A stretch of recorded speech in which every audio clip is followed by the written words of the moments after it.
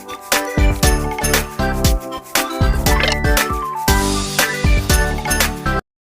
mau menyambut pembicara kita, seorang yang sangat luar biasa. Beliau kalau udah ngeliat di iklan ya, degree-nya lumayan banyak ya, dan pasti kita akan belajar banyak hari ini. Dan beliau juga punya sebuah klinik yang namanya Halokin di Jakarta Barat juga. Nanti mungkin kalau mau tanya-tanya lebih lanjut silahkan ya. Tanpa berlama-lama saya mau undang Ibu Rebecca.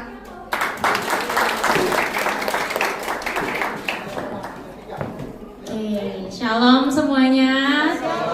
Thank you untuk tim dari gereja dan Ciolif buat kesempatannya bisa berbagi sharing-sharing di sini. Very excited, very happy juga ketemu orang tua yang mau belajar lebih. Mungkin perkenalan dulu sedikit, nama saya Rebecca Diandra. Dulu pengalaman educational background-nya memang S1 dan S2-nya di bidang psikologi, tapi S2-nya specialize-nya di applied behavior analysis, atau mungkin kalau Bapak Ibu kenalnya itu terapi perilaku gitu ya, behavioral therapy. Dulu sekolahnya di US. Nah sekarang itu saya memang memegang Halokin Development Center. Di center kami itu kita menyediakan ada ABA, ada Occupational Sensory Integration, dan juga speech therapy. Nah hari ini kita mau sama-sama belajar mengenai tiny triggers, big reactions, and how to navigate behavior with compassion. Mungkin keywordsnya hari ini itu adalah tiny, big, and compassion. Aktivitasnya hari ini juga ada, jadi semoga Bapak Ibu juga bisa kooperatif ya, biar sama-sama lebih nangkep gitu pesan-pesan di hari ini. Oke, next slide. Ini tadi udah ya mengenai saya sedikit.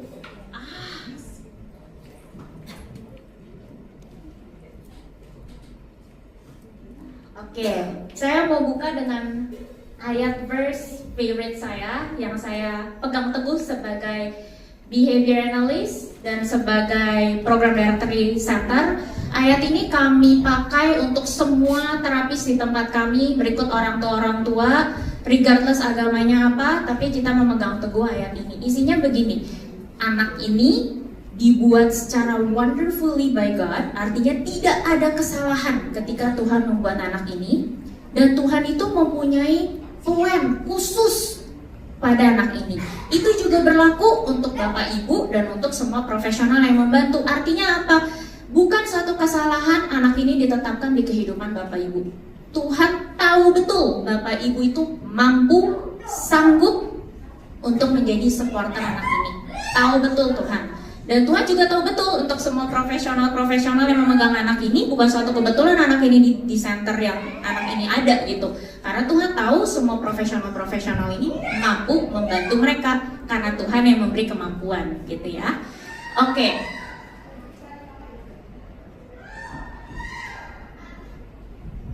Nah, jadi gini, kalau kita mau bahas mengenai perilaku ya, tentunya kita tidak bisa mencari solusi dari perilaku tanpa memahami kenapa sih perilaku itu terjadi, ya kan?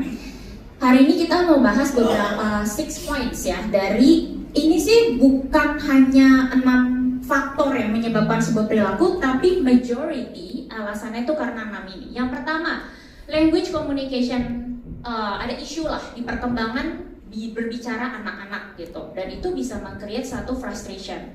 Kedua, karena ada brain differences, bukannya karena anak ini sengaja, ini manipulatif banget nih Miss anaknya, sengaja Miss pengen mancing saya marah gitu, kayak belum tentu loh Bapak Ibu ya, mungkin karena memang ada brain differences yang makanya kita harus pahami betul gitu. Ada juga karena itu hasil dari pembelajaran behavior di masa lalunya gitu. Ada juga sensory issues yang saya rasa Bapak Ibu cukup inilah ya, udah familiar gitu dengan sensory issue. Lalu anxiety dan problem with executive functioning. Nah, kita bahas dari communication dulu. Kalau kita lihat iceberg, itu kan yang kayak Titanic itu zaman dulu ya Bapak Ibu ya, atasnya kecil ternyata dalamnya besar banget. Jadi kadang kita ngelihat perilaku anak tuh kayak nggak sanggup Miss, nggak sanggup, anaknya tuh bisa rolling on the floor, agresif banget Miss, bener-bener ngebahayain semua orang, dia aja nggak tahu bahaya, nangisnya bisa sampai 1 jam Miss, nggak berhenti gitu. Tapi kita nggak lihat di bawah iceberg itu apa, kenapa nih, ada banyak banget, bisa yang tadi 6 poin itu, bisa karena simply anaknya udah burn out Bu ternyata, jangan salah loh, terapi kebanyakan itu bisa bikin anak burnout loh, beneran. Saya pegang klien pernah, ternyata kayaknya dia lelah banget tuh jadwalnya, kalau ngeliatin jadwal anaknya udah berbulan-bulan gak pernah holiday gitu. Hajar terus, terapi is a good thing ya, tapi seperti layaknya manusia lainnya dan anak-anak neurotipikal, mereka tuh butuh break loh. Jadi jangan hajar mulu terus one day bingung, ini kenapa tiba-tiba marah-marah mulu ya Miss, gak ada apa-apa tiba-tiba marah, gak mau sekolah, gak mau terapi, gak mau, maybe burnout gitu, maybe ya. Jadi ini case by case. Oke. Nah, saya selalu bilang ini sama orang tua, ketika berbicara itu terasa sangat sulit bagi anak-anak, pasti behavior will talk louder. Pasti keluarnya akan di perilaku, baik itu tantrum, baik itu any other behavior. Mungkin sesimpel jadi iseng, mungkin sesimpel tiba-tiba rolling on the floor, atau tiba-tiba dari yang gak pernah teriak, tiba-tiba jadi teriak-teriak ya Miss ya. Karena gini, komunikasi itu sangat-sangat erat kaitannya dengan emotional regulasi, dan komunikasi itu sangat-sangat erat dengan perilaku anak-anak. Jadi kalau kita ngomongin komunikasi, itu kan ada dua tipe ya. Satu, reseptif, artinya kemampuan seseorang untuk mengerti apa sih yang orang itu sampaikan. Yang kedua kan ekspresif ya, kemampuan ketika anak ini bisa menyampaikan apa yang ia inginkan atau apa yang ia tidak suka, rasakan, kayak gitu. Mungkin yang paling kita sering lihat tuh ekspresif, kayak Miss anaknya nggak bisa ngomong, nggak verbal nih Miss anaknya nggak ngomong. Nah ini salah satu persepsi juga gitu yang aku pingin share sama orang tua. Yes, I understand, of course sebagai parents kita mau, jangankan sebagai parents ya, profesional juga kita pingin anak ini kalau bisa mengeluarkan kata-kata, wah bisa pesta kita ya. Tapi jangan lupa, ternyata kemampuan anak untuk berkomunikasi itu tidak hanya pada vokal, itu perlu digarisbawahi, di bold, diwarnai merah gitu. Karena ada banyak medianya. Kalau di ABA tersendiri sebagai behavior analyst, kita tuh percaya pada verbal behavior. Artinya apa? Gak perlu vokal, tapi kita tahu apa yang anak ini inginkan lewat apa? Bisa PECS, bisa AAC. AAC itu communication tools dari device gitu ya, yang dia pencet-pencet nanti berbentuk kalimat. Bisa pakai sign language, bisa pakai gestural, any kind of media. Yang penting anak ini bisa berkomunikasi. Kenapa? Karena again, kalau anak itu gak dikasih media untuk dia bisa mengkomunikasikan apa yang dia inginkan, apa yang dia tidak inginkan, percaya sama saya, pasti jatuhnya ke behavior. Dan kita tuh jangan lupa, kita berlomba dengan umur nih parents ya. Jadi semakin lama kita kayak, nggak Miss, saya mau anak saya untuk vocal, menggunakan kata-kata. Tapi kan kita berlomba dengan umur, anak ini semakin lama semakin besar loh, dan kebutuhan perasaan yang dia alami itu semakin bervariasi, tenaga itu semakin besar juga. Jadi yes, kita berjalan bersama speech pathologist mungkin untuk mengusahakan yang terbaik ya, membuat anak-anak ini menggunakan kata-kata. Tapi jangan juga mengecilkan kemampuan berkata-kata dalam bentuk yang lainnya gitu ya. Itu penting banget beneran deh. Karena saya melihat sendiri klien-klien di tempat kami yang datang, orang tuanya datang dengan major concern, mungkin behavioral issue gitu ya. Tapi setelah kita cek, goal orang tua kan pasti emotional regulation Miss. Saya bilang sama orang tua, kalau anaknya aja belum bisa, di luar dari pemahaman emosi dan lain sebagainya ya, tapi kalau anaknya aja tidak bisa mengkomunikasikan apa yang dia rasakan, ya susah toh, itu kan bagian dari emotional regulation. Bayangkan seperti ini, kita ditaruh di satu negara yang bahasanya tuh nggak common banget gitu, kayak pedalamannya Eropa gitu misalnya. Gak ada yang bisa pakai bahasa Inggris, tapi kita nggak boleh pakai sign language, nggak boleh pakai gestural, nggak boleh pakai apa-apa. Kan frustrated banget, kita juga frustrated, apalagi kalau kita lagi ngalamin big emotion. Nah itu perasaan anak-anak kita tuh kayak, ini capek banget nih, nggak mau nih, ini gimana sih, ini kok nggak ada yang ngerti sih, aku nggak mau kayak gitu, disuruh ngomong I want, enggak, bukan itu maksudnya aku gitu kan, frustrated banget jadi anak-anak. Nah itu mungkin yang kita harus sama-sama switch perspektif ya, dari kita yang melihat anak jadi anak yang melihat dunia gitu. Nah itu tadi yang saya bilang, ketika anak itu sudah engage in fight or flight response, itu bagian dari biologis badan kita. Kalau kita tuh merasa terancam gitu ya, itu udah nggak mungkin, itu udah spiral down. Nggak mungkin kita bisa ngomong apa-apa ke anak, karena dia udah, kalau lihat kurvanya tuh udah di atas gitu. Percuma, makin diomongin makanya malah makin jadi-jadi itu anak. Nggak bisa, and Itu tuh apa ya, saya selalu bilang bukan window yang tepat untuk kita ngajarin anak tarik nafas deep breath. Kan kalau kita lagi kesel aja coba ya, kayak istri-istri mungkin ya lagi kesel sama suami kayak tarik nafas dulu, kan makin kesel gitu ya. Sama anak-anak tuh juga gitu sebenarnya gitu. Nah, ini kenapa saya bilang memahami dari segi brain is quite important ya. Kalau kita tidak bisa memahami ini, mungkin pendekatan kita ke anak itu lagi bukan secara with compassion. Karena kita bakal melihat anak tuh bandel banget nih anak, kayak ini anak sengaja, ini anak susah banget buat belajar gitu. Padahal di dalam otaknya, ini tentunya saya nggak bicara untuk semua anak dengan ADHD, semua anak dengan autism ya, tapi ada research yang menemukan anak-anak dengan di research ini ADHD dan autism itu bagian amigdala itu berfungsi seperti bagian emosi kita di otak gitu. Ternyata itu size-nya tuh lebih besar dibandingkan yang pada umumnya. Artinya apa? Anak-anak ini lebih gampang ke trigger. Dikit-dikit tuh alarm amigdalanya tuh langsung net.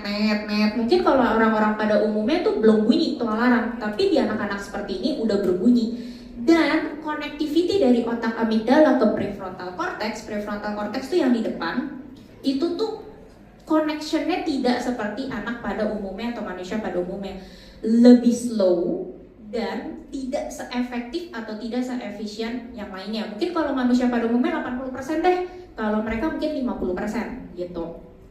Akibatnya apa? Jadinya mungkin terlihat anak-anak ini seperti emosional banget. Buset deh, ini mah kayak 0 ke 100 yang selalu orang tua bilang, Miss kalau nggak mau ke 0 ke 100 nggak ada in between Miss. Nah itu mungkin karena faktor-faktor ini. Prefrontal cortex itu tadi saya belum jelasin ya, itu bagian yang bertanggung jawab untuk executive functioning yang nanti kita akan bahas secara detail setelah slide-slide ini. Another one itu adalah connectivity-nya. Jadi kan di otak kita itu kan pada ngirimin sinyal nih. Ada yang hyperconnectivity, artinya tuh apa? Buset, sinyalnya banyak banget yang kekirim, heboh banget. Ada yang hypo, lama banget kekirimnya kayak, atau enggak kurang nih sinyalnya nggak nyampe-nyampe nih gitu. Dan itu erat hubungannya dengan anak-anak. Contohnya, kalau di bagian sensory issue, mungkin yang pernah dapat sensory profiling assessment ya, ada yang jadinya over responsivity atau under responsivity. Kalau over responsivity itu tadi, buset, sinyalnya cak, heboh banget kayak gitu. Dan itu menyebabkan apa sih? Anaknya gampang banget overwhelmed. Kayak klien kita ada yang baru testing di school, kaget dia, wah masuk anaknya 20 anak gitu kan. Terus diajakin main, dia nggak mau. Akhirnya anak-anaknya yang lain maksudnya niatnya baik gitu, kayak ngerumunin, ayo main. Dia kayak freeze, abis itu langsung meltdown gitu. Kenapa? Itu overwhelmed banget. Atau under responsivity yang tadi slow banget. Jadi kayak mereka butuh input lebih untuk merasakan sesuatu. Ini untuk anak-anak yang kadang kita bingung, Miss, ini anak yang udah jatuh, udah berdarah, udah dijahit, dia nggak ngerasa sakit gitu loh, Miss. Nah, maybe karena dia under responsivity, butuh masukan lebih dibanding yang lainnya gitu. Apakah semua perilaku bisa diselesaikan dengan pendekatan sensory integration? Nah, itu pertanyaan yang orang tua suka tanyakan juga. Saya bilangnya tidak semua perilaku.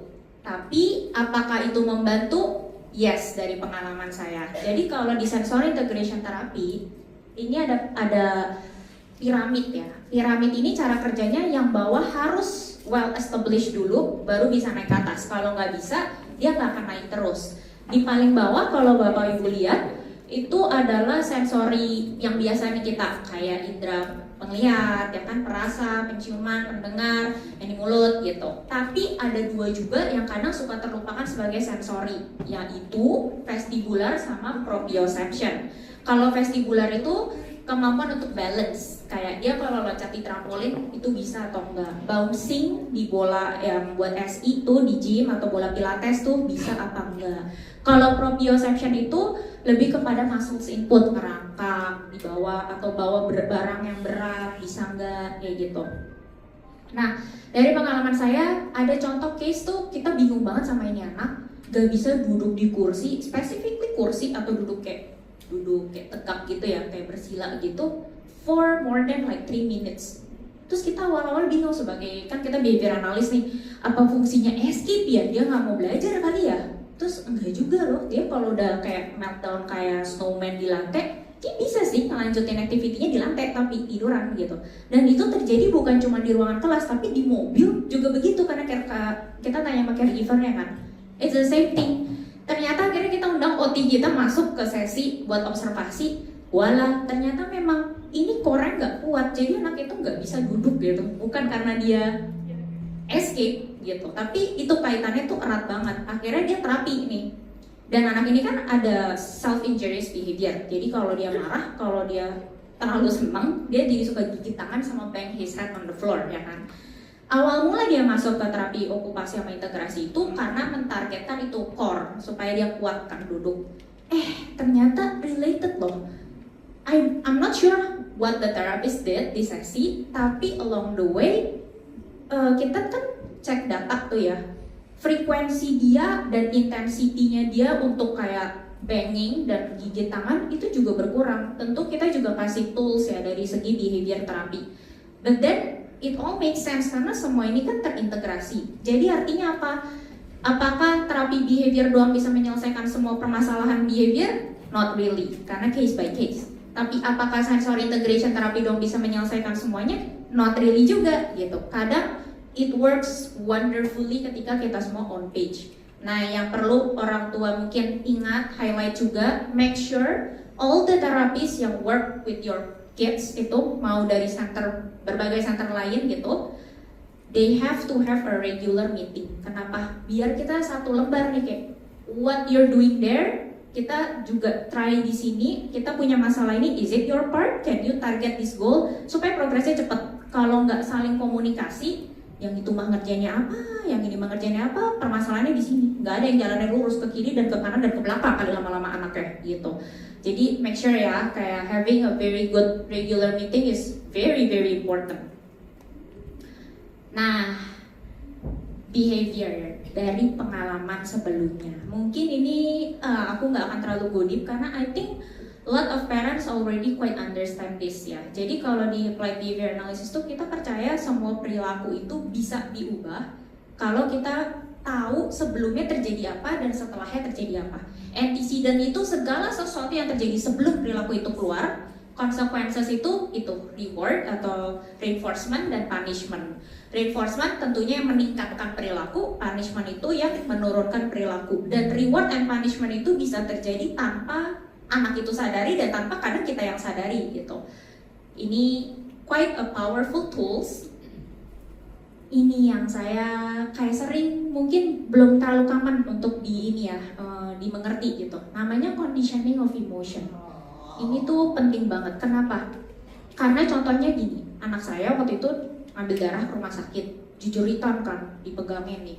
Nah berikutnya kita ke rumah sakit lagi, belum juga masuk ke dalam, baru ngeliat gedungnya aja udah nangis di mobil. Nah kenapa gitu ya, kan itu banyak ya anak-anak kita kayak gitu tuh. Kok nggak kenapa-napa bisa tiba emosinya tuh meluap-meluap, padahal nggak kenapa-napa loh miss, kayak sebelumnya biasa aja lagi main miss, tiba-tiba dia meluap emosi gitu. Itu karena tanpa kita sadari, kita pun begitu ya, maksudnya ini nggak terjadi di anak-anak special needs, ini human behavior gitu. Kita mengasosiasikan perasaan terhadap satu stimuli atau satu event gitu ya. Itu tuh terasosiasikan dan itu mungkin tanpa kita sadari terjadinya. Contohnya kenapa ini penting? Pernah ada satu klien di tempat saya, orang tua datang bersama guru sekolah datang. Karena anak ini ngomongnya kasar sekali, perilakunya very impulsive, as in bisa loncat gedung, bisa lari keluar gedung gitu.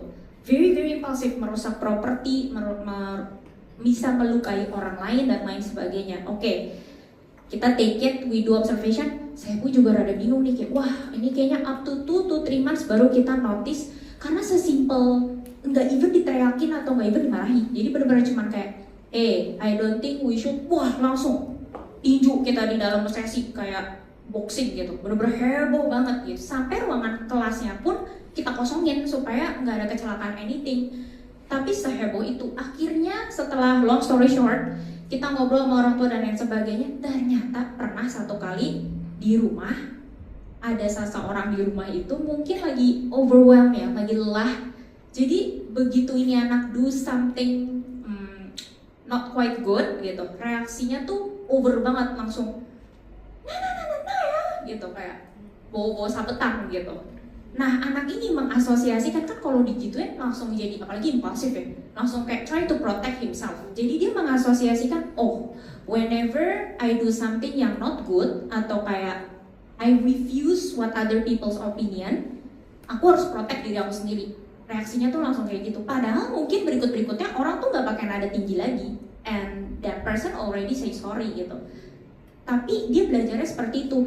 Di center juga gitu. Jadi meskipun cuman kayak, hey, I don't think we should do this. Let's go back to the table. Wah, langsung das kayak gitu kan. Terus akhirnya kita bilang sama orang tuanya, ya udah berarti goal kita cuma satu ya Bapak Ibu ya. We need to pick up the goal, right? And nggak bisa semua hal kita kerjakan sekaligus gitu. Goalnya cuma satu, yaitu mengasosiasikan feeling kamu yang tidak suka atau kayak kamu menolak sesuatu, kamu nggak mau ngelakuin sesuatu itu dengan sesuatu yang positif. Caranya gimana? Kita membuat environment seaman mungkin untuk anak ini mengungkapkan dia nggak mau atau dia berbuat salah. Berbuat salah juga kadang dia main sendiri, roboh, dia marah sendiri, marahnya bener-bener sampai yang tinju-tinjuan gitu, ngelempar-ngelempar gitu loh. Karena dalam pikiran dia kayak, kayak someone will get mad, jadi dia harus protect duluan. Makanya kata-kata yang paling dia sering ngomongin, aku lebih angry dari Miss Becca, my voice is louder than you, I can smash more things than you, kayak gitu awal-awal nih. Nah, kita kerjain itu berbulan-bulan, keyword juga, berbulan-bulan. Nggak ada sesuatu yang instan Bapak Ibu, semua tuh takes months, dan itu butuh repetitively, dan semua orang melakukan itu juga gitu. Tapi at one point, anak ini akhirnya kalau dia nggak suka sesuatu, sebelum dia mau lempar atau kayak mukul or anything, aku langsung kayak, calm down, remember, Miss Becca pernah marah nggak? No. Miss Becca pernah nggak banting barang juga ke kamu? No. Pernah hit you nggak? No. Then use your words nicely. We will do whatever you want if you use your words. Langsung tuh ngomong, aku capek. Emang sesinya terakhir sih sebelum saya tertutup nih pulang sekolah. Aku capek, aku nggak mau sesi, aku nggak mau belajar, nggak mau duduk aku. Oh thank you, langsung reward kan kayak, wih hebat. Langsung kayak, Miss hebat nih sekarang ngomongnya udah pinter. Oke, kita mau ngapain? Mau main Scribble. Oke, let's go play Scribble gitu. Nah nanti kita bakal bahas. Tapi kan kalau kayak gitu jadi kebablasan gak sih Miss? Jadi escape behavior nggak? Itu nanti kita bahas di slide berikutnya ya. But that's how important it is. Makanya ketika jadi orang tua, orang-orang rumah, ketika ada satu behavior, coba kita pikir-pikir dulu, tarik ulur. Mundurnya jauh loh, itu kayak berbulan-bulan sebelumnya, bukan kejadian yang seminggu yang lalu gitu, ternyata udah berbulan-bulan berikutnya. Nah, itu penting tuh kita cari asosiasi. Oke, executive functioning. Executive functioning mungkin nggak cuma di bidang ini, tapi majority of time di bidang ini. Yang paling mungkin rada bingung, apaan tuh metacognition ya? Metacognition itu kemampuan kita untuk tahu apa yang kita tahu. Bingung gak tuh? Kayak gini contohnya. Oh, aku nggak bisa nomor yang ini. Oh, mungkin aku harus minta bantuan kali ya. Nah, tuh. Oh, yang ini aku main kok nggak kesusun-susun ya. Mungkin aku harus coba pakai blocks yang ini. Nah, gitu tuh. Itu metacognition. Atau kita kayak udah baca, kok aku nggak ngerti ya, kayaknya aku harus baca ulang deh. Nah itu kemampuan itu ada di bagian depan atau executive functioning. Anak-anak dengan ADHD dan anak-anak dengan autism, mereka itu bukannya nggak ada executive functioning ya, bukan, tapi perkembangannya lebih lamban dibanding yang lainnya gitu. Jadi makanya kalau kita ngelihat kayak Miss anaknya tuh buat mulai satu tugas susah banget, gak bisa nyelesain nomor sesuai pada waktunya. Kenapa ya Miss ya? Sengaja gak sih Miss ini biasa anak-anak ADHD nih. No, it's not gitu. Karena mereka memang memiliki masalah dalam executive functioningnya. Bukannya dia gak mau, tapi they're even struggling to do it gitu. Jadi kita yang harus kasih support lebih untuk mereka. Ini ada satu activity yang saya mau coba sama Bapak Ibu untuk kurang lebih menggambarkan aja gimana sih perasaannya mereka gitu ya. Jadi ini kan ada panah-panah nih, ada shapes. Aslinya ini tuh panjang banget gitu, tapi kayaknya kalau panjang banget kita juga stres kayaknya. Jadi kita satu row aja. Nanti di slide berikutnya saya akan kasih tahu misalkan shapes. Kalau shapes berarti Bapak Ibu harus sebutin ke saya shapes yang ditunjuk oleh panah itu.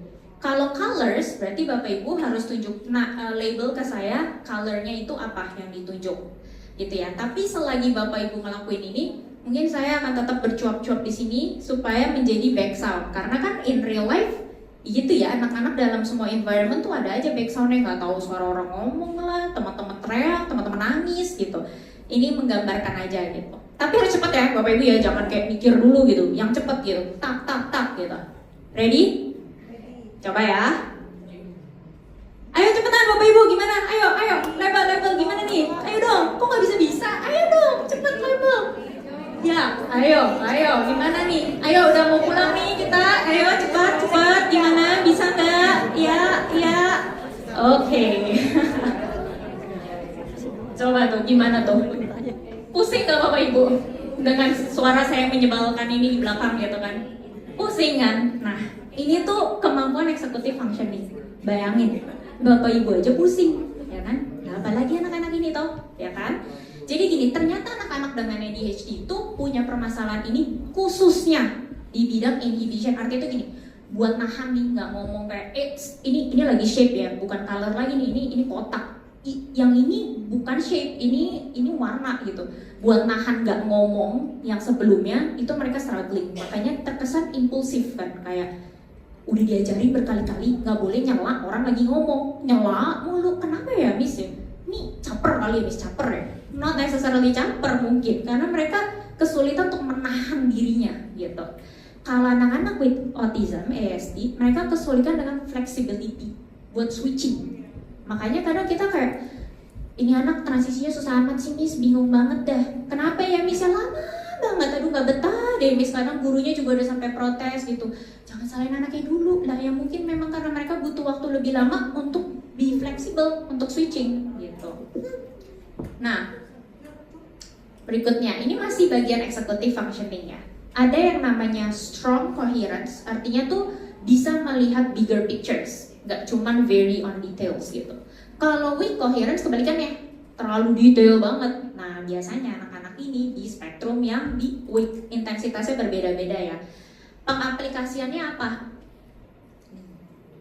Kalau Bapak Ibu lihat row yang kedua, yang S dulu nih ya, yang sebelah kanan. Yang Bapak Ibu lihat itu S apa H? Pertama kali lihat S, bukan H ya? S ya. Kalau yang sebelah sana? H. Nah, untuk anak-anak ini mereka ngelihatnya yang sebelah sana S, yang sebelah sini H. Karena mereka very pay attention to the detail sampai sulit untuk zoom out gitu, melihat the context. Contohnya in real life tuh gimana? Kayak gini. Ini beneran kasus. Kan anaknya suka banget makan yogurt. Yogurtnya ganti packaging lagi. Nah, loh, mamanya bilang, Miss, nih udah dibilangin berkali-kali ya Miss, yogurtnya sama, ganti packaging. Anaknya tantrum, nggak mau. Maunya yang mama, ini gimana Miss? Kenapa ya? Nih anak aneh banget nih Miss. Bukan aneh Bapak Ibu ya. Karena di mata anak itu dia ngeliatnya gini, kalau yogurt itu fontnya begini, gambarnya begini, warnanya begini lah. Kalau bukan, itu bukan yogurt saya berarti. Gitu. Itu salah satu yang bukan menjadi main factor, tapi salah satu factor kenapa anak very rigid. Salah satunya. Ada juga di tempat kita kan mainan tuh cara buka baterai beda-beda ya Bapak Ibu. Ada satu kali nih mainan yang lagi dia mainin baterainya rusak nih, habis ya kan, kita buka, masukin baterai baru, oke, happy. Dan the next time dia main mainan yang berbeda, sama lagi baterainya habis, kita harus ganti dong. Ngamuk dia, pokoknya dia kira buka baterai itu kayak pertama kali kita buka baterai itu. Jadi dia kayak, kita udah bilang, enggak ini sama, nih lihat dulu, lihat Miss dulu. Ngamuk dia kayak, no, I want battery, iya ini Miss lagi bukain, no. Wah heboh banget dia tuh, sampai akhirnya tuh mainan kita keluarin dulu, kita buka, habis itu kita balikin lagi gitu. Jadi sometimes the rigidity itself itu dikarenakan itu kesulitan untuk zooming out, ngelihat the bigger picture. Very pay attention to the details. Makanya terkadang kalau crayonnya kurang satu, itu perkara banget tuh, crayon tuh kurang satu ya kan. Kadang kayak ini bukan crayon saya, kalau crayonnya kurang satu, harus semuanya full gitu, harus in the same order. That's part of the rigidity. Ini yang tadi ya. Sekarang, jadi gimana dong as a parents? Of course, ini tips yang pasti semua orang pasti dengar pertama kali. Keep calm, dan itu pasti susah banget tuh sarannya ya. Betul, saya juga merasakan di center ya, dan semua terapis. Jadi saya selalu bilang, ingat pause and connect. Artinya whenever udah di sini, di ambang-ambang banget nih Miss, you better move out, keluar aja. Kita di center pun begitu, saya bilang sama terapis, kalau udah di sini banget nih, you call someone else, call terapis yang lagi kosong, fill the session dulu, you go out gitu. Karena kalau enggak nanti poin kedua bukan mengkoreksi untuk connect, tapi jadi correction sambil memarahi atau mempunish ujungnya, bukan membuat connection gitu. Correction kita salah purpose-nya, dan ketika correction itu salah purpose-nya, hati-hati, balik lagi ke poin yang awal-awal, asosiasi yang terbangun itu negatif. Artinya apa? Saya yakin semua center, semua terapis itu pasti di sesi-sesi awal goal utama kita tuh bangun bonding sama anak, karena kita pasti mau membuat kita diasosiasikan dan center ruangan diasosiasikan sama something fun, ya kan, supaya anak itu nggak reject untuk berikut-berikutnya. But it also applies to everyone surrounding their child gitu. Maksudnya sebagai parents, sebagai siblings, family members, caregivers juga harus memposisikan seperti itu. Kalian harus diasosiasikan sebagai sosok yang nyaman, aman, dan fun untuk anak ini. Kalau enggak, jangan heran kenapa anak ini baru diomongin dikit udah nggak mau, ngomong dikit aja Miss udah nggak mau, dia masih benci banget tuh anak sama saya gitu. Mungkin kita harus restart dulu ke awal, bangun asosiasi yang positif dulu, bangun ikatan yang positif, bukan cuma ke orang. Kadang ada anak yang masuk ke ruangan belajar aja, buset, udah kayak nahan-nahan pintu gitu kan, nggak mau gitu. Karena mungkin sebelumnya dia mengasosiasikan ruangan itu sama satu pengalaman yang negatif. It brings, I don't know, frustration, emotion, fear, anxiety, banyak macamnya. Jadi gimana dong Miss? Apakah kita harus jangan pakai ruangan itu, pakai ruangan yang lainnya? Tergantung goal ya. Tapi kan nggak semua dalam hidup ini kita bisa kayak yaudah nggak usah yang itu, yang ini aja. Kan nggak mungkin terus-terusan gitu. At one point anak harus belajar kan. Jadi kita restart ulang, bikin satu ruangan itu sebagai satu environment yang positif. Apakah itu berarti nggak ada sesi, nggak belajar sama sekali? Could be, ya kan? Karena kalau misalkan kita belajar mulu di situ dan anaknya stress out mulu, ya kagak kelar-kelar itu asosiasinya, nggak jadi positivity-nya, ya kan? Maybe spend some more time buat play dulu, whatever the kids like, make them feel very special. Kalau ada di ruangan itu salah satu teknik yang kita suka ngomong sih. Kalau kamu ada di ruangan ini, wah, orang luar nggak bisa lihat kamu. Itu kamu keren banget tuh, kamu bisa ngelakuin apa aja yang kamu mau selama rules-nya ditulis gitu. Kamu bisa pilih mainan apapun yang kamu mau selama ada boundaries gitu. Oops, sorry. Be the lesson before you teach it. Semudah yang ditulis, I know it's really hard, tapi trust me, meskipun kalian melakukan sesuatu dan anak itu terkesan kayaknya anaknya nggak dengerin deh Miss, kayaknya anaknya nggak ngeliatin aku, yang nggak tahu masuk apa enggak sih itu Miss. But they do listen, and they hear you, and they see you, gitu. Jadi model terutama dalam emotional regulation, saya selalu bilang untuk anak neurotypical sekalipun, emotional regulation skill itu bukan bertumbuh secara sendirinya loh. Itu sesuatu yang diajarkan oleh orang tua.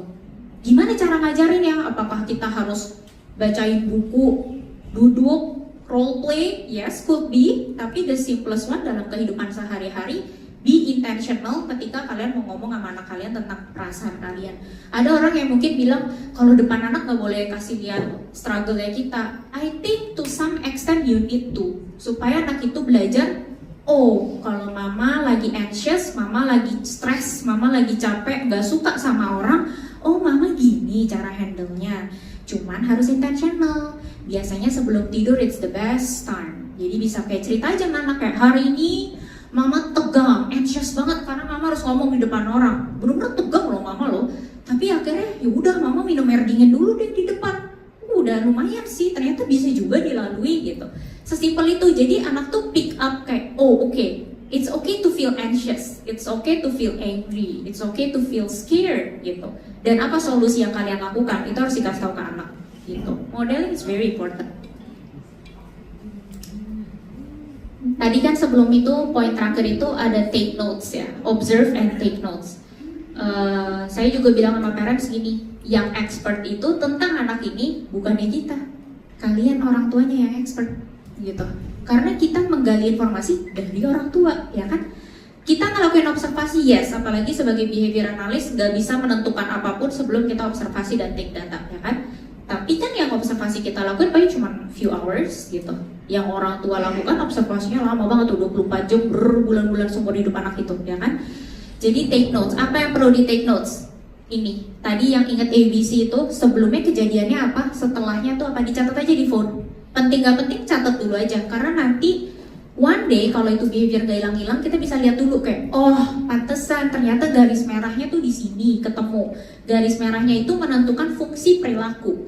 Ada yang pertama untuk get attention, ada untuk access to tangible, escape, atau untuk sensory aja. Nah, setiap fungsi ini penanganannya nanti berbeda. Makanya perlu kita ketahui dulu anak ini ngelakuin behavior ini fungsinya kenapa gitu. Mungkin yang paling tricky buat saya tuh attention sih, paling tricky. Karena kadang kita marah aja, nggak perlu attention yang kayak, oh anak mama hebat, high five, gitu. Nggak perlu kayak gitu, karena kita marah aja, itu mereinforce anak itu kalau mereka mencari attention gitu. Jadi just write down everything, keep it in your phone. Next time when you see a professional atau terapis gitu ya, dan behavior itu udah mulai mengganggu the child's living life atau ke everyday life-nya dia, coba kita sama-sama buka notes itu, karena itu jauh lebih cepat dibanding kita sama-sama start from zero. Itu kayak waktu aku yang sama anak tadi itu tuh 2-3 bulan akhirnya baru ketemu kayak, oh ternyata karena itu gitu kan. Kalau tahu dari awal bisa lebih cepat ya penanganannya gitu. Take notes. Kedua, teach functional communication. Ini penting banget. Seperti yang tadi saya bilang, komunikasi itu bakal relate erat sama emotional regulation, sama perilaku, ya kan? Jadi, of course, yang pertama, functional communication. Apa itu functional communication? Contohnya, daripada kamu teriak-teriak, guling-gulingan, gak mau sesuatu, you can tell me loh with words. Kayak, mami, gak mau. Udah gitu aja, jangan suruh dia ngomong panjang-panjang ya Bapak Ibu ya. Mami gak mau. Mami capek, kayak gitu. Singkat aja, dan itu kata-kata harus konsisten, jangan sama ibu ini, sama bapak ini, sama terapis ini, nanti anaknya keder. Satu konsistensi yang sama gitu. Karena research membuktikan, kok yang satu bilang, oke, 80% itu bisa turun kalau kita menerapkan functional communication dari permasalahan behavior. Tapi harus dilihat juga itu it takes tuh berapa bulan tuh, 2-7 bulan tiap hari dilakukan. Lama ya kesana 2-7 bulan, but it works. Harusnya di poin yang hilang itu 87%. Kalau orang rumah juga melakukannya, 87% itu lebih efektif. Di anak 87% itu tinggi banget itu kalau di research ya, itu tinggi banget. Jadi artinya apa? Let's go Bapak Ibu. Terapis sama Bapak Ibu di rumah, kita sama-sama jalan terutama untuk functional communication. Biasakan, kadang kita suka kebiasaan ya, jadi dibiasain sebelum anaknya dapat what they want, try to teach the kid untuk say it with proper words. Singkat aja nggak apa-apa. Mami nggak mau. Nanti mami gitu. Jadi kalau itu udah konsisten, nanti baru kita lanjut ke yang berikutnya. Tapi itu dulu yang penting. Abis itu ada use visual support and create boundaries. Ini juga penting banget. Ini secara singkat ya. Saya pernah dapat klien. Ini interesting klien sih. Anaknya suka banget lihat pelang. Jadi dia itu dari rumahnya bisa kabur ke komplek tetangga buat ngeliat pelang di pos sapam itu loh. Sampai mama papanya cabai itu semua gagang pintu. Nah, anaknya kreatif nih. Dia turun dari balkon lantai 2 ke kanopi, turun terus dia melorot tuh dari tiang kanopi, lari ke sana. Itu aku juga pas dengar kayak, masa sih Bu? Iya Miss, percaya sama saya. Aku kayak, apa iya? Anaknya kecil soalnya, kayak kecil, masih kecil gitu. Saya observasi ke rumahnya, iya lu beneran lu. Pas lagi observasi dia kabur. Terus saya juga bingung kan kayak, ini gak ada yang nyadar, cuma saya. Udah saya lari juga nyeker kita kayak, soalnya kan takut ya kalau ketabrak mobil, gimana tuh anaknya. Akhirnya kita coba pakai visual schedule kayak di situ, tapi kita bikin super duper detail. Kayak dari dia bangun sampai dia tidur, dari Monday sampai Sunday ada jamnya. Semua terapi ditaruh, semua les ditaruh, semua activities ditaruh, mau itu cuma mandi, mau itu main ini, mau itu nonton, semuanya ditaruh sedetail itu. Pakai velcro terus ditutup. Karena anaknya very rigid in terms of time, jadi dia harus on time semuanya. Kita pakai itu. Beneran dicoba, less than 2 weeks, no more running outside. Jadi se-efektif dan se-powerful itu. Including kalau ada negative behavior kayak ngomong kasar ya.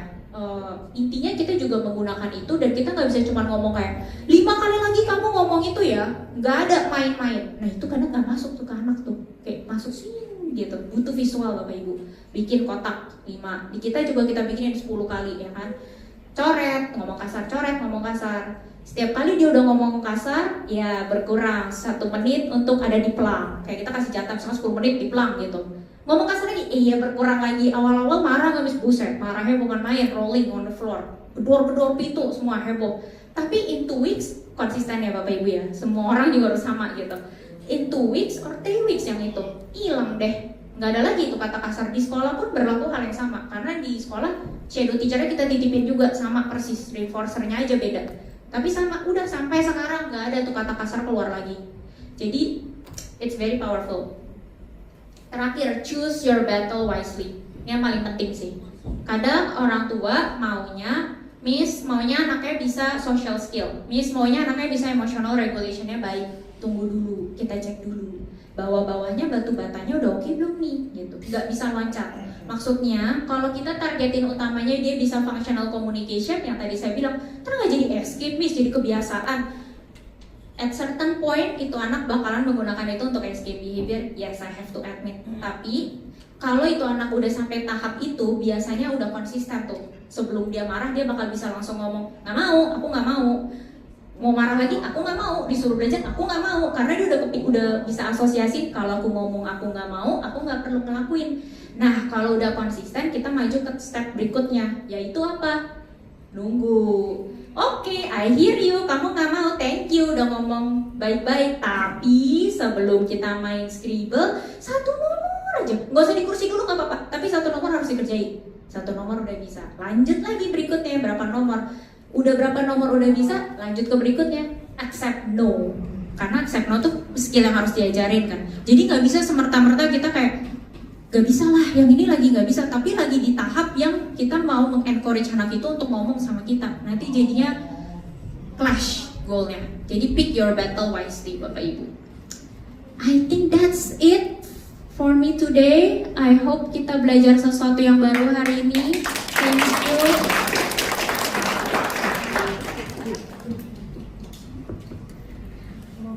Kita mau tanya jawab. Langsung aja ya, yang mau tanya boleh angkat tangan.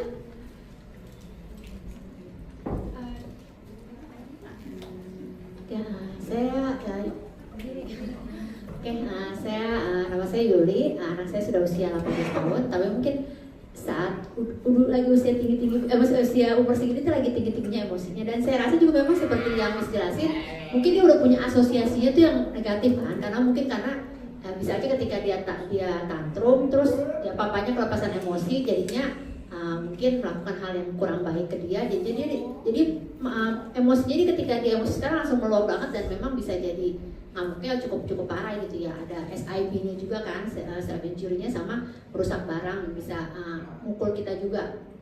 Nah, untuk memperbaiki itu berarti memang sulit sekali ya Miss ya. Kalau misalkan dia sedang tantrum itu baiknya tuh kita gimana tuh? Maksudnya untuk membangun environment yang positif lagi kan, supaya dia dapat asosiasinya yang baik lagi.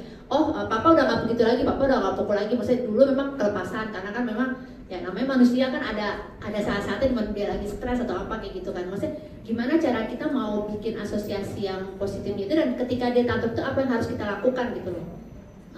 Mesti kita responnya gimana? Kalau misalkan dia udah melakukan self injury behavior kan sebenarnya dia dipegangin, dia nggak mau kan, pasti dia marah gitu tuh. Kalau psikiater bilang sih maksudnya udah didiemin aja, tapi kadang-kadang kalau kita diemin dia SIB-nya cukup parah ya melukai diri dia sendiri sih jadinya gitu. Jadi baiknya sebenarnya gimana sih ketika menghadapi dia saat dia tantrum dan mengubah asosiasinya supaya kita bisa balik lagi kayak semula gitu. Oke, thank you Ibu. Saya mau izin tanya dulu Ibu, kira-kira anak Ibu itu dari segi pemahaman problem solving sama pemahaman cause and effect itu cukup baik kah? Sebenarnya untuk pemahaman dia cukup baik ya, apa yang boleh dilakukan yang nggak boleh itu dia udah tahu. Cuma memang kalau udah emosi itu kontrol dirinya yang kurang aja sih. Oke, jadi gini. Dia tuh big reaction itu loh, tiny trigger big reaction. Iya. Oke, jadi biasa seperti ini. Kalau itu ada self injurious behavior, kita justru nggak rekomen didiemin, ya kan? Karena ada waktunya kita ngediemin anak, tapi itu with big notes tidak membahayakan diri dia sendiri. Kalau itu membahayakan diri dia sendiri, biasanya terkesannya kejam ya. Tapi biasanya kita pegangin sih, harus dipegangin, kalau nggak bahaya. Abis dipegangin, apakah kita harus sambil ngomong? Not really, karena percuma. Kalau lihat kurva tantrum tuh kan gini ya. Kalau udah di atas, itu mah anak biasa juga sama aja. Kalau udah di atas itu executive functioning udah shutdown, mati dia, nggak bakalan diomongin jangan, nggak, malah bikin dia tambah stres karena berisik kan. Jadi biasanya kita nggak terlalu banyak ngomong, pegangin. Kadang kita coba cari tahu, ibu juga harus cari tahu nih kira-kira apa yang menenangkan dia. Nggak semua anak nenangin tuh pakai di squeeze, ada beberapa anak yang di pressure itu menenangkan. Tapi kalau di center kita kebanyakan denger lagu itu ngefek, sama lampunya kita dim gitu, itu lumayan ngefek buat mereka. Jadi while you're holding the kids, do yang apapun itu yang in terms of environment ya, jadi yang anak itu bisa cukup tenang. Udah cukup tenang, encourage anak itu untuk ngomong, tapi mungkin bukan ditanyain karena nyebelin kan. Jadi kita lebih yang kayak misalnya namanya kakak gitu ya, kakak marah, ya kakak marah, oke mama tahu kakak marah, mau misalnya mau main aja, tadinya misalnya mau main gitu maksudnya, ya udah kalau gitu let's say kakak marah mau main, oh thank you udah ngomong kayak gitu, let's go main. Jadi tidak ada proses belajar di situ, jangan. Kalau anak itu lagi calm down, ya kan, baru perkuat problem solvingnya.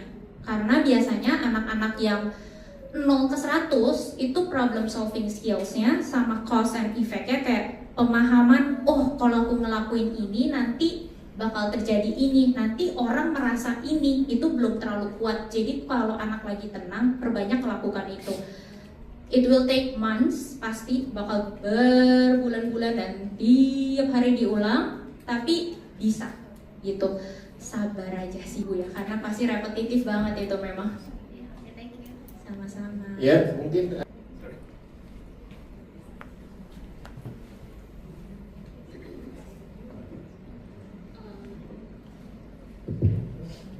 saya mau tanya tadi, Ibu ada membahas soal amigdala dan kortek ya.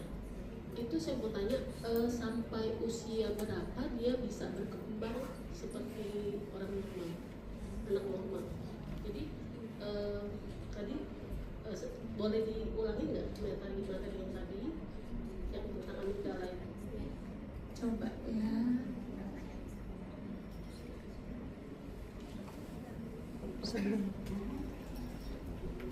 Ini Ya. ya. Ya. Saya mau tahu usia berapa kan? Sepertinya kalau ini untuk usia yang anak-anak di bawah usia remaja ya. Jadi mungkin ini ya, prefrontal cortex itu bakal terbentuk pada manusia umumnya gitu ya, itu until 20s itu baru terbentuk. Makanya kita suka bilang anak remaja kayak bertindak tanpa memikirkan apapun. Nah itu karena memang prefrontal cortexnya belum terbentuk secara sempurna. Tapi kalau pertanyaan ibu, apakah nanti at one point anak-anak with special needs ini bagian brainnya itu akan jadi menyesuaikan dengan neurotipikal gitu ya pertanyaannya ya? Saya sih nggak terlalu berani menjawab bakal menyesuaikan atau enggak ibu, karena sebetulnya brain itu tuh bakal terbentuk dari proses learning gitu. Jadi kalau learning prosesnya itu sering ada repetitively setiap hari, semua orang melakukan hal yang sama, itu aja konsisten, itu otak kita tuh akan belajar untuk menyesuaikan. Tapi kalau tidak ada learning proses itu, ya it will stay where it is, kayak gitu, kurang lebih seperti itu. Karena kalau misalkan dia nggak bisa nyesuaiin, apa gunanya kita terapi, dan seperti itu kan. Otak itu bakal mengikuti apa yang badan itu pelajari, dapat informasinya apa, otak itu akan mengikuti, begitu. Terima kasih. Ya Miss, saya mau nanya Miss, anak saya kan usia 20 tahun. Tadi Miss ada jelaskan yang tentang functional communication yang ada step-stepnya lah, ability to wait sama accept rejection ya. Kalau dari segi functional communication, mungkin dia sudah mulai bisa menyatakan perasaan dia gitu kan. Nah dia udah bilang misalnya aku nggak mau ya ini, aku capek. Nah tapi kan kalau ability to wait-nya tuh kayak masih ya gitulah gitu. Kadang-kadang kita bilang ya aku tahu ya, kayak Miss bilang kita aku tahu kamu capek gitu, boleh nggak sebentar lagi. Itu dia masih ya agak sulit lah untuk menunggu gitu kan. Kalau menurut Miss tadi kalau nggak salah ya kita harus menunggu sampai menunggu sampai dia mantap untuk ability to wait-nya, sampai untuk mengajarkan accept rejection gitu ya Miss ya. Tapi kan kadang-kadang kan dalam kenyataan hidup kan kita kan nggak bisa yang step-step seperti itu. Nah, harus bagaimana tuh Miss? Karena dia kayaknya selalu gini, aku merasa kecewa karena tidak mendapatkan apa yang aku inginkan. Nah, pada saat itu kita juga bingung karena kata-kata kecewa itu sepertinya menjadi suatu trigger yang sangat amat besar. Jadi kalau dia udah ngomong begitu, kita tinggal nunggu aja waktu karena dia akan meledak gitu. Jadi saya nggak tahu harus bagaimana. Ya bisa tolong nggak Miss dikasih tipsnya? Kasih ya Miss. That's a very great question. Jadi biasanya gini, ketika kita mau ngajarin anak untuk menunggu, jangan dalam segala skills ya, jangan ngajarin anak untuk mendapatkan skills yang kita mau ajarin waktu anak itu tidak dalam emotional state yang baik dan siap untuk belajar. Jadi maksudnya kalau anaknya let's say udah ngomong, aku capek, aku nggak mau, terus kita ngomong, kita oke, tapi kan kita lagi di sini nggak bisa nih, nunggu dulu ya. Dan kita berharap anak itu belajar ketika kita ngomong kayak gitu, gak bakalan itu. Jadi kejar di waktu anak itu lagi oke moodnya. Misalnya lagi di rumah sesimpel aja, carinya yang simple-simple dulu, jangan yang very rewarding untuk anak itu. Let's say anak itu reward terbesarnya nonton TV gitu. Ya jangan suruh dia nunggu untuk nonton TV. Misalnya dia oke biasa aja kalau makan, kayaknya ya udah nggak makan juga dia nggak apa-apa Miss gitu. Nanti suruh nunggu pas lagi makan dulu.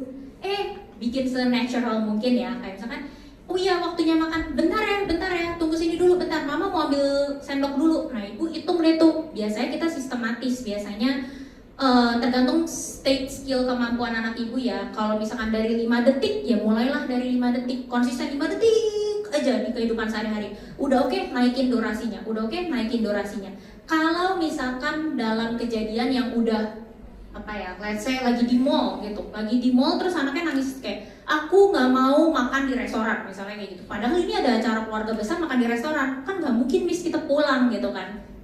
Pakai visual dan di malam sebelumnya kasih tahu anak itu dulu, kayak misalnya nih hari Selasa kita mau ke mall X ya, soalnya si tante ini ulang tahun, kita mau makan di restoran ini. Kalau ada foto restorannya lebih bagus lagi, kasih lihat foto restoran. Kita makan 20 menit atau 40 menit kita di restoran dari jam segini sampai jam segini, besok kita pulang. Begitu. Nanti abis itu kamu mau apa? Jadi include anak dalam pengambilan keputusan. Karena seperti anak pada umumnya aja, anak itu bakal ada fase dia mau otonomi gitu, mau kayak aku tuh bisa memilih, gak mau selalu diatur. Dan itu cukup efektif sih. Biasanya kita suka nanya anak, oke, siapa duluan yang mau bikin rules-nya? Miss dulu atau kamu? Atau oke, kita bikin schedule ya, kamu duluan, aku mau main Scribble. Oke, abis main Scribble kita belajar ini. Abis itu giliran kamu lagi, kamu mau ngapain? Kayak gitu. Include anak dalam itu. Jadi nanti diulang terus tuh, sebelum pergi, kasih lihat lagi. Ingat ya, kita mau ke sini ya, makan di sini. Habis itu kan kamu mau ini, habis itu kita ke sana, oke? Gitu. Udah mau masuk restorannya, kasih ingat lagi dulu sekali lagi. Kita di sini ya 40 menit aja. Abis itu nanti kita mau ya oke, let's go kayak gitu. Kalau anaknya marah banget, give time dulu. Jangan terlalu dipaksa. Ya udah, kamu mau marah-marah dulu, oke, kalau bisa di pull out kayak ke basement atau ke toilet, ke area yang lebih kosong lebih bagus lagi. Abis itu biasanya pakai timer sih. Kadang timer tuh menjadi visual sama auditory stimulus buat anak kayak oke, you need 5 minutes, 10 minutes, oke, 10 minutes, timering. Well then, can we go? Do you wanna go somewhere else dulu sebelum kita ke restoran supaya kakak tenang? Oke, let's go. Jadi meet in the middle, I guess. That's the answer. Ya. Yeah. Jadi nggak perlu misalnya udah perjanjian 40 menit terus dia nggak tahan 40 menit, nggak apa-apa pull out dulu aja gitu ya. Yes. You need to meet in the middle with the child gitu. Kalau misalkan 40 menit emang nggak bisa Miss, bener-bener harus banget 40 menit nih Miss, keluarin dulu, muter dulu, balik lagi. Terus kayak jangan lupa diapresiasi, kayak wih hebat banget nih, udah make it obvious, kayak kita tuh apresiasi kamu gitu, dari muka, intonasi, semuanya make it very obvious. Karena again, reinforcer itu the biggest and the strongest method buat membentuk perilaku seorang manusia, bukan anak aja gitu. Sore Miss, saya Mega mau tanya untuk anak saya. Baru 2 minggu yang lalu baru dapat informasi kalau dia ADHD yang mild. Umurnya saat ini 6 tahun, hampir 7, sudah kelas 1 SD. Pertanyaannya, karena rekomendasi dari hasilnya itu perlu 2 kali sensori integrasi terapi, 2 kali behavior terapi, terus juga diperlukan play terapi. Jadinya saya teringat dengan ucapan Miss di awal kalau hati-hati anak bisa burn out. Itu yang jadi concern kita sekarang sih, apa jangan-jangan dengan jadwal yang sudah ada nanti malah membuat anaknya justru bukannya mengarah menjadi lebih baik ya, jadi malah keluar tindakan-tindakan yang kita nggak harapkan gitu. Adakah saran dari Miss biar ketika kita jalanin proses terapinya ini, kan ada 3 jenis terapi dan itu kira-kira 5 macam dalam 1 minggu, itu bisa membuat dia jauh lebih fun menjalankannya. Soalnya kita juga ikutin salah satu sensor integrasinya itu di tempat lain yang memang memberikan penugasan 3 kali pengerjaan cognitive brain training di rumah masing-masing 30 menit 3 kali dalam 1 minggu. Jadi itu sebenarnya sudah dijalankan ke anak dan dia tuh cenderung menghindari capek. Ya memang sih kita tahu prinsipnya otak kan memang menghindari konsep energi gitu ya Miss ya. Jadi sebisa mungkin dia nggak usah mikir gitu. Tapi 30 menit kita minta untuk dia menyelesaikan. Sebenarnya itu gamenya menarik dan itu banyak melatih dia secara grammar, listening gitu kan. Sebenarnya bagus sih dan dampaknya juga kelihatan, dia bisa menyelesaikan itu dalam waktu 30 menit, kadang jedanya 2 kali, kadang 3 kali kayak gitu, tapi dia mampu kembali lagi menyelesaikan. Ada dampak positifnya, tapi anaknya cenderung enggan untuk memulai sesuatu, sulit sekali untuk diajakin memulai apapun tugas yang sebentar pun jadi sulit. Ditambah selain itu dari terapi yang tadi itu juga ada kegiatan tambahan untuk seperti menjoin dots to dots gitu ya, untuk memperkuat tangannya yang lagi dalam keluhan di menolak menulis gitu. Sedangkan di kelas 1 itu rupanya sudah ada tuntutan untuk menulis panjang dari jawaban-jawaban soal-soal di sekolah. Itu juga udah saya dapat banyak komplain gitu kan dari sekolah hampir setiap hari. Nah itu Miss, jadi sebenarnya kan perlu ya untuk terapi ya, tapi ketika semuanya dikumpulkan rupanya banyak ya. SI-nya tadi 2, behaviornya terapinya 2, terus play terapinya 1, masih ngerjain 3 kali lagi di rumah cognitive brain training, masih mengerjakan 3 kali lagi physical home training, di rumah juga ada gerakan fisik yang kita diminta lakukan ke anak, terus masih mengerjakan lagi buku yang tadi 3 kali sehari. Itu memang cuma 2 menit sih bukunya ya, dan dia bisa menyelesaikan kurang dari 2 menit sih. Tapi tetap aja memulainya semuanya itu menjadi enggan, dan banyak banget yang Miss ya sebenarnya kalau dipikir-pikir itu. Terus pertanyaan saya yang kedua itu tentang ada kasus juga Miss di sekolah, rupanya anaknya tuh marah karena lagi penjelasan tentang profesi, terus profesi astronot. Dia tahu disampaikan astronot itu bekerja di bintang gitu. Lalu ditanya sama gurunya kan, bintang itu bentuknya ada yang tahu nggak? Terus dia kekeh bintang itu bentuknya bintang seperti yang digambar. Tapi rupanya kan bukan, tapi anaknya rigid gitu, atau dia mungkin fixed mindset atau apalah istilahnya itu ya. Jadi dia marah-marah di kelas dalam kondisi yang parah banget marahnya, tidak terima kalau gurunya salah mengerti gitu. Kalau tadi saya dengar ke penjelasan Miss, kan kalau misalnya di rumah kita bisa memberikan tadi ya ajarin dia untuk kasih waktu, menenangkan diri dulu, nanti baru kita ngobrol gitu kan setelahnya. Tapi kalau konteksnya di sekolah bagaimana Miss? Adakah yang kita bisa advice ke sekolah lakukan? Karena saat kita dapat videonya itu dari pihak sekolah, anaknya lagi marah-marah nih, terus reaksi marah-marahnya tuh dia jadi sebelahnya tembok, duduknya di sebelahnya tembok, jadi dia tendang temboknya. Itu merusak kategorinya, itu merusak sekolah, tidak boleh seperti itu. Terus dia masih marah-marah, misalnya gitu-gitu. Akhirnya dari sekolah kalau kamu nggak bisa tenang, kamu keluar dari kelas karena mengganggu kelas, gitu kan. Jadi kan kayaknya itu adakah saran yang bisa kita berikan juga ke pihak sekolah, karena kalau misalnya anaknya disuruh menenangkan diri sendiri, kita udah ajarin bernafas, kita udah ajarin butterfly hug, itu juga nggak membantu dia sih. Mungkin karena umurnya 6-7 tahun itu ya Miss, dia masih belum bisa mendapatkan ketenangan dari itu. Tapi kalau misalnya diajarkan dia untuk go outside gitu ya, menenangkan dirimu, dia akan terlihat sangat berbeda ya dari teman-temannya yang lain kan. Kenapa teman-teman yang lain suruh dalam kelas tapi dia boleh di luar gitu. Nah kita juga menghindari kalau dia akan terlihat berbeda gitu ya. Nah apakah tapi memang karena dia ADHD jadi gak apa-apa gitu dia terlihat berbeda di sekolahnya? Bagaimana Miss? Karena ini kan baru ya, kita baru ngalamin. Terus yang ketiga Miss, ini juga kayak masalah yang kita sering rasakan berdua. Misalnya saya lagi kesel sama anak saya, terus ketika saya udah kesel, sudah marah gitu ya, ada papanya tuh sebaiknya gimana sih jadi penengah di antara kami? Kalau papanya bela saya di depan anak, jadi nggak cocok juga ya kesannya ya. Atau sebaliknya, misalnya papanya lagi kesel sama anaknya, saya disuruh tidur aja nggak mau gitu. Terus abis itu anaknya jadi dapat hukuman misalnya gitu kan. Kalau kamu tidur, coba kamu tidur aja di sini gitu. Kalau kamu tidur dan kalau di kamar buat tidur, kalau buat main bukan di kamar, bisa kayak gitu kan. Terus kita sebagai yang di tengah tuh sebenarnya gimana ya Miss ya? Kita tenangkan yang dewasanya, tenangkan anaknya. Gimana kan gak pengen jadi konflik berikutnya ya. Terima kasih Miss. Ya, habis deh waktunya. Ya dijawab. Nanti saya tutup. Nanti kalau Bapak Ibu masih ada pertanyaan setelah saya close ya. Oke, mungkin yang pertama burnout ya. Berarti yang pertama itu menurut saya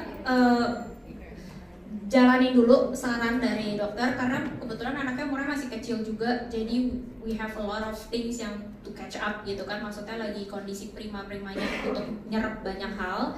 Jalanin aja, tapi kalau untuk pekerjaan di rumah kayak tadi titipan dari terapisnya atau mungkin ada PR dari sekolah and so on, make it fun, as in kayak you're not doing it alone, mama juga ikutan loh, kayak you can do something else with the child. Misalnya yuk kita bikin ini yuk, kamu bikin yang ini 1 sampai, dan dipecah banyak sih mungkin Bu, kasih break yang banyak mungkin, karena cenderung anak with ADHD itu untuk namanya ADHD ya, attention sama kebutuhan geraknya kan tinggi nih, jadi jangan bablas angine, lebih panjang durasinya, dipendekin durasi waktu bekerjanya, terus dibikin sama nih kayak oke, kalau bisa ada visual schedule lebih bagus lagi.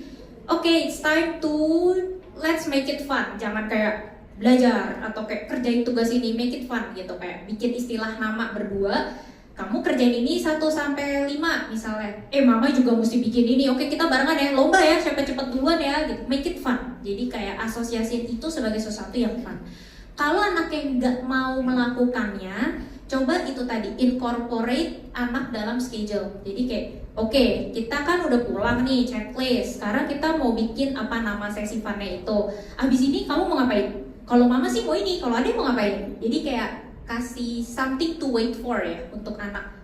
Kalau udah selesai ini, oke, kakak mau main sama marble, let's go. Kita main sama marble abis ini 5 nomor ya, abis itu kita main sama marble. Berapa menit nih? Deal di awal 5 menit kita main sama marble, abis itu kita balik lagi ya, kelarin ini, ngadu lagi dong sama mama siapa duluan yang lebih cepat gitu. Jadi make it fun, asosiasinya make it fun. Kalau untuk yang dotted, coba tanya sama terapisnya, karena I know ada begitu banyak metode lainnya selain pakai paper to make it fun. Kalau tujuannya hanya untuk dotted ya, misalkan untuk fine motor, berarti kan bisa pakai kertas gede kah, pakai anaknya misalnya suka dino, taruh dino sini. Yuk kita tarik pakai paint ya, pakai kuas, karena it works the same. Tapi tanya lagi sama OT-nya ya, can we change the media gitu, menggunakan sesuatu yang anak itu suka gitu. Untuk yang di sekolah, biasanya kalau di kita ada permasalahan di sekolah, most likely the BP, behavior therapist itu bakal bikin recommendation for school, terus mereka mengadakan meeting bersama. Kalau anak ibu nggak membutuhkan shadow teacher, itu harus sih meeting bersama sama guru, karena kebanyakan guru-guru itu juga kurang paham mengenai permasalahan dalam development anak. Jadi kadang reaksi guru tuh juga kurang tepat, kayak misalkan kayak dia nendang-nendang instead of dimarahin atau kayak disuruh keluar kelas karena kamu marah atau nggak terima, takutnya anak jadi belajarnya kayak oh kalau aku marah atau aku nggak terima atau aku nggak setuju sama opini orang itu reaksinya negatif, nggak mengayomi gitu. Jadi coba meeting sama sekolah. Tapi kalau saran dari saya, letting him out it's okay sih, karena itu bukan menunjukkan sesuatu yang aneh atau kayak berbeda dari temannya. Pada kenyataannya manusia kalau lagi marah, it's good to have a small break dulu gitu. Jadi itu nggak menonjolkan satu sisi sih. Encourage the teacher to also do the same thing with other kids gitu. Jadi at least for now mungkin tahap prioritas utamanya apa yang bekerja, apa yang efektif buat anak ibu dulu kali ya, itu yang dipikirin. Sisanya apakah itu orang lain bakal ngeliatnya gimana, itu mungkin nanti kita pikirinnya dulu gitu. Yang ketiga tadi parenting ya, parenting always on the same boat sama pasangan. Kalau mama bilang kalau nggak tidur apa ya, contohnya tadi misalkan ini udah jamnya tidur, kalau nggak mau tidur misalkan keluar aja main dulu. Sebenarnya gini, boundary sama schedule itu bakal prevent semua behavior yang seperti itu. make a routine. Kalau kasusnya sebelum tidur ya, rutin itu penting banget. Kayak oke, sebelum tidur kita selalu misalnya cuci tangan, gosok gigi, lalala, main sebentar, baca buku, doa, habis itu tidur. Rutinnya selalu sama. Kalau dia belum mau tidur, negosiasi 1-2 kali boleh. Berapa menit lagi mau tidur? 4 menit lagi? Oke. 4 menit ya. Udah timer bunyi, dia masih nego. 5 menit lagi. Ya udah 5 menit, abis ini that's it. Terus sudah nih, udah 5 menit dia nggak mau tidur, kesel kan. Kita keluar, suami masuk nih. Sorry, sama kayak mama, 5 menit udah harus tidur, yuk kita matiin lampu ya. Jadi suami istri harus tetap sama sih. Apakah harus nenangin pasangan atau nenangin anak? Ya anak dong. Kalau pasangan kan harusnya udah dewasa ya harusnya. Jadi harusnya nenangin anaknya sih, kayak bukan kayak jangan diprovokasi ya, jangan kayak iya tuh mami galak tuh ya, jangan kayak gitu ya. Tapi lebih kayak I know, validasi perasaan anak, lebih kayak I know, nyebelin, masih mau main tapi harus tidur ya, but gimana dong, kan udah dikasih 2 kesempatan, lihat tuh jatuh oleh 2 jam tidur, ngantuk, kasih tau efeknya kayak kalau kita nggak tidur sekarang nanti kenapa. Nah kebanyakan mungkin orang tua tuh suka lupa kasih logical reason kenapa nggak boleh melakukan sesuatu. Padahal tuh penting banget, harus kasih tau yang legit. Kenapa? Nanti besok bangunnya ini, nanti kamu malah cranky, marah-marah dan lain sebagainya. Tapi selalu on the same boat orang tua, nggak boleh. Jangan good cop bad cop istilahnya gitu lah. Aku nggak gitu suka sih istilah good cop bad cop. Harus satu gitu. Cuman bukan good cop bad cop sih. Yang satu lagi marah, yang satu fill in untuk memvalidasi perasaan anak, tapi dengan boundaries yang sama dengan pasangan yang satunya. Jangan tiba-tiba yaudah kita ini dulu, gak apa-apa deh sama papa, kamu boleh dapat 10 menit ekstra. Nah lo nanti itu jangan ya, itu nggak bagus itu gitu. Semoga membantu ya Ibu. Ya, baik, terima kasih, kita kasih blog buat Rebekan. Ya, terima kasih banyak. Oke. Ya, sebelum kita mengakhiri pertemuan sore hari ini, ada 2 pengumuman ya. Yang pertama untuknya bukan di bulan Juni tapi di bulan Juli, 12 Juli hari Sabtu. Ya, ingat-ingat karena ini sudah akhir bulan ya. Jadi bukan bulan Juni tapi 12 Juli hari Sabtu. Jam yang sama di tempat yang sama. Dan yang kedua, Bapak Ibu diberi kesempatan juga untuk bisa mendukung untuk pelayanan spesial ini. Di depan ada tempat persembahan atau lewat QRIS, Bapak Ibu bisa memberikannya. Baik, itu saja. Saya undang Bapak Ibu, kita bangkit berdiri, kita akan mengakhiri pertemuan sore hari ini. Mari kita berdoa. Tuhan, kami mengucap syukur untuk momen yang baik yang Tuhan berikan buat kami. Berkati untuk hamba-Mu, Miss Rebecca yang sudah menyampaikan banyak hal buat kami, khususnya orang tua. Tapi kami percaya bahwa Roh Kudus akan menolong setiap kami orang tua untuk kami bisa menyerap, memahami dan mengaplikasikan buat anak-anak yang Tuhan percayakan dalam keluarga kami. Roh Kudus terus memberikan kekuatan dan sukacita, dan kami percaya bahwa rancangan-rancangan Tuhan besar dan ajaib dalam setiap kehidupan anak-anak kami, dalam keluarga kami. Ada kasih karunia yang cukup memampukan kami orang tua untuk mendukung anak-anak kami ya Tuhan. Berkati sekali lagi untuk pelayanan dari Miss Rebecca dalam sekolahnya Tuhan. Akan banyak orang tua ditolong, akan banyak anak-anak juga menemukan kemampuan mereka. Terima kasih Tuhan, di akhir pertemuan sore hari ini kami meminta biarlah berkat Bapa Surgawi, kasih daripada Kristus Yesus senantiasa melingkupi setiap kami, dan pertolongan Roh Kudus untuk kami terus berjalan di dalam pertolongan dan anugerah Tuhan. Pulanglah dengan sukacita, terima berkat ini dengan iman di dalam satu nama Tuhan Yesus Kristus. Mari setiap kita yang percaya berkata amin. Amin. Tuhan memberkati. Thank you Mr. Rebecca.